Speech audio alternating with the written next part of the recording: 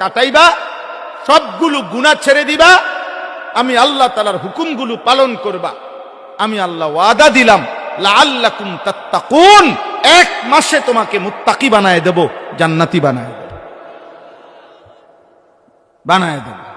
আল্লাহ তাআলা বলছেন, আল্লাহ কোরআনে বলছেন, বান্দা তুমি মনে রেখো কোনোভাবে রমজান বলতে আমি কঠিন কিছু তোমার উপরে চাপাই নাই। ইউরিদুল্লাহু বিকুমুল ইউসরা ওয়ালা ইউরিদু বিকুমুল উসরা। কোরআনে আল্লাহ বলছেন, রমজানের কথা বলতে গিয়ে আল্লাহ বলছে, বান্দা মনে করো তোমার জন্য আমি কি কি দিছি রমজানে। স্বাভাবিক সারা বছরের নেক আমল তো আছেই, বাকি নতুন করে কি দিলাম? এক নম্বরে ধরে নেন, নতুন করে আল্লাহ তাআলা রমজানে আমাদেরকে কি দিলেন? এক মাসের রোজা, রোজা রাখতে হবে। 2, প্রতিদিন তারাবি পড়তে হবে। 3, ইফতার করতে হবে। 4, রাত্রিবেলা সাহারি খাইতে হবে। 5, শেষ দশকে এতেকাফ করতে হবে। 6, শেষ দশকের বেজর রাত্রিগুলোতে সবে কদর তালাশ করতে হবে। আর কি? আর পুরাটা মাস গুনাহ থেকে বাঁচতে হবে। আল্লাহ তাআলার নেক আমল, 5 ওয়াক্ত নামাজ, জিকির, তেলাওয়াত, দোয়া, কান্নাকাটি এর মধ্যে লিপ্ত থাকতে হবে। এই তো কথা।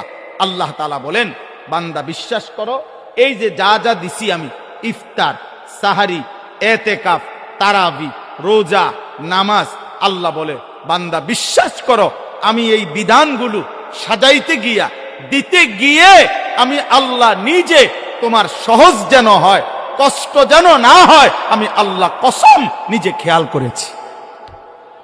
ইউরিদুল্লাহু বিকুমুল ইউসরা, আমি আল্লাহ চেয়েছি তোমার যেন সহজ হয়। ওয়ালা ইউরিদু বিকুমুল উসরা, আমি আল্লাহ তাআলা তোমার জন্য কঠিন হোক এটা চাই নাই। প্রথম যেভাবে বিধান শুরু করছি নবীজির জামানায়, প্রথম রোজার শুরু, রমজানের শুরু, ওইখান থেকেও আমি বান্দা সহজ করতে করতে করতে বর্তমানের অবস্থায় আনছি। শুধু কমাইছি, বাড়াইছি না, শুধু কমাই আনছি। সংক্ষেপে বলি, প্রথম রাসূলুল্লাহ সাল্লাল্লাহু আলাইহি সাল্লামের জামানায় রোজা এর বিধান ছিল কি?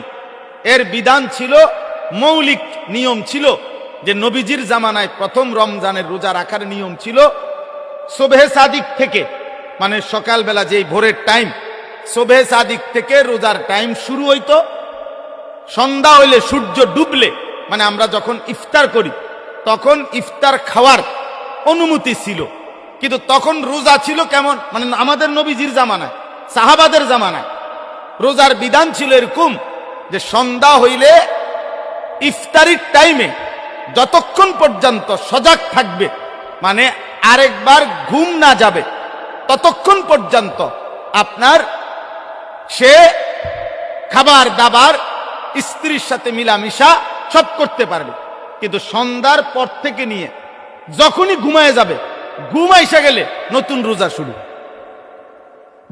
মনে করেন এখন যদি সন্ধ্যা 6টা বাজে ইফতার করলাম, এখন সজাগ যতক্ষণ, খানার টাইম এতক্ষণ, বুঝেন নাই হিসাবটা? সজাগ যতক্ষণ এতক্ষণ। 8টা বাজে ঘুমায় গেছে, রোজা শুরু। বা মাগরিব পড়ে বলে কদ্দুর শরীরটা ভালো লাগতেছে না, সারাদিন ব্যস্ত ছিলাম, একটু শুইছে, রোজা শুরু। এটাই ছিল বিধান, এটাই নবীজির জামানা ছিল। কিন্তু এইটুকুর কারণে সাহাবাদের কষ্ট হইতেছিল। কি কষ্ট? দেখা গেছে অনেকে সন্ধ্যাবেলা ইফতারের সময় হয়তো সামান্য মাত্র পানি পান করছে, বা 2টা খেজুর খাইছে, অথবা খায় নাই, এরই মধ্যে মাগরিবের নামাজ পড়ে ক্লান্তিতে ঘুম চলে আসছে, এই কারণে আর খাবার খাইতে পারে নাই। সারা রাত্র আবার নতুন রোজা শুরু হয়ে গেছে, পরের দিন আবার সন্ধ্যার সময় খাবার অনুমতি। তো ফলে একদিন একজন সাহাবী সন্ধ্যাবেলায় খাইতে পারে নাই, ফলে ঘুমায় গেছে। নতুন রোজা শুরু হয়ে যাওয়াতে আগের দিনের পুরা রোজা, সারা রাত্রের রোজা, পরের দিন দুপুরবেলা হযরত কাইস ইবনে সারমা আল আনসারী রাদিয়াল্লাহু তাআলা আনহু তিনি বেহুশ হয়ে গেছেন একেবারে। তো আল্লাহ তাআলা দেখছে আমার বান্দার তো কষ্ট হইতেছে, তো আল্লাহ তাআলা পুনরায় আবার বিধান নাজিল করে এই কোরআনের মধ্যে আল্লাহ আবার বলছে, ঠিক আছে বান্দা, আরো কমায় দিলাম, এখন সুবহে সাদিক থেকে সূর্য অস্ত পর্যন্ত এই সন্ধ্যা পর্যন্ত, এই পর্যন্ত রোজা রাখো। সন্ধ্যার পর থেকে, সূর্য ডুবার পর থেকে পরবর্তী সুবহে সাদিক পর্যন্ত সারা রাত্র এইবার ঘুমাও আর সজাগ থাকো। খাবার দাবার, স্বামী স্ত্রীর মিলামেশা, সবকিছুর অনুমতি পূর্ণ দেওয়া হইল। ঘুমাইলেও অনুমতি আছে, না ঘুমাইলেও অনুমতি।